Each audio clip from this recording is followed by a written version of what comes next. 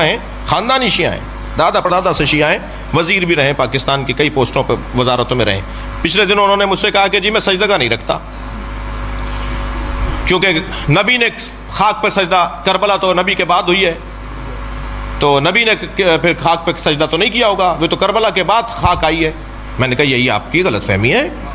اور اچھا اس ٹائپ کے جو لوگ ہیں نا، ان کے مزاج میں بولنا ہے، سننا نہیں ہے۔ اپنے آفسوں میں بیٹھے ہوتے ہیں، اپنے ماتحتوں کے ساتھ زیادہ رہتے ہیں، تو بول بول کر ان کو اتنی عادت ہو گئی ہے کہ وہ دوسرے بھی چپ رہتے ہیں کہ بھئی انہی کو بولنے دو، تو وہ سننے کے تو عادی نہیں ہے۔ تو خدا کے لیے اچھا الحمدللہ اس وقت ہماری یہ پوزیشن بھی ہے کہ پاکستان کے جنرل، پاکستان کے وزراء، پاکستان کی شخصیات، تھوڑا سا دل ان کا ہمارے اوپر آیا ہوا ہے، تو ہم بھی اپنا کام پورا کر رہے ہیں۔ تو وہ کہنے لگے جی میں سجدہ نہیں رکھتا۔ تو میں نے کہا آپ شیعہ نہیں ہیں؟ کہنے لگے شیعہ ہوں، کھلا شیعہ ہوں، عزادار ہوں، ماتمی ہوں، گھر کی عزاداری ہے، خاندانی عزادار ہوں، خاندانی شیعہ ہوں، سجدہ نہیں رکھتا۔ میں نے کہا کیوں نہیں رکھتے؟ کہنے لگے نبی نے کس پر کیا ہوگا سجدہ؟ میں نے کہا خاک پر۔ کہنے لگے کربلا تو نہیں تھی؟ میں نے کہا کربلا تھی، کربلا تو حضرت آدم کے زمانے سے ہے، کربلا کی زمین پر تو حضرت آدم کو اللہ نے بھیجا، حضرت نوح کو بھیجا، حضرت ابراہیم کو بھیجا، ہر نبی کو کربلا بھیجا، اور ہر نبی کا ایک قطرہ صحیح کربلا میں گرایا، ٹھوکر لگی، سر پھٹا، گھٹنا چھلا، پیر کے انگوٹھا چھلا، خون کا ایک قطرہ ضرور نکلا ہے ہر نبی کا۔ اور جب وہ پوچھتے تھے یا اللہ ہم سے کوئی خطا ہوئی ہے؟ کہ نہیں خطا نہیں ہوئی، حسین کا خون یہاں گرے گا، تمہارا ملا رہا ہوں۔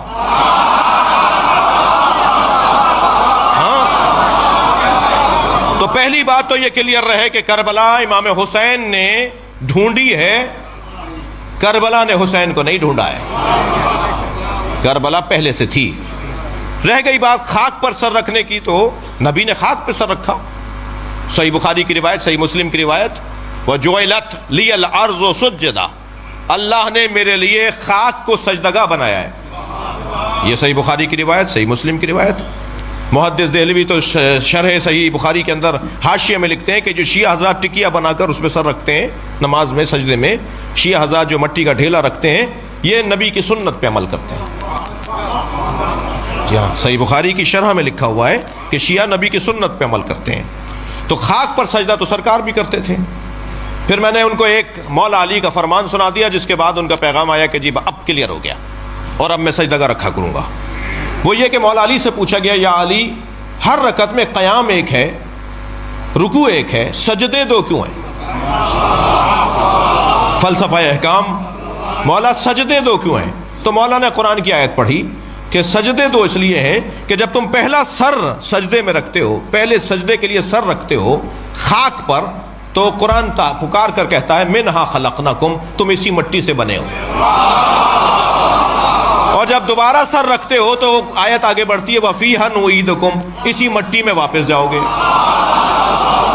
تو پہلا سجدہ تمہاری ولادت کی یاد دلاتا ہے، دوسرا سجدہ تمہاری موت کی یاد دلاتا ہے، اور دونوں سجدوں کے درمیان مختصر سا قیام ہے جسے زندگی کہا جاتا ہے۔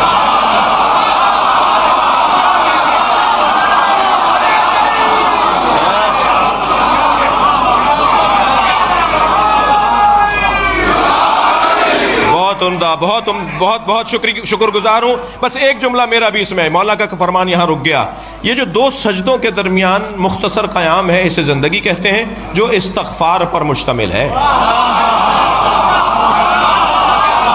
صلوات پڑھیں گے محمد و آل محمد پر۔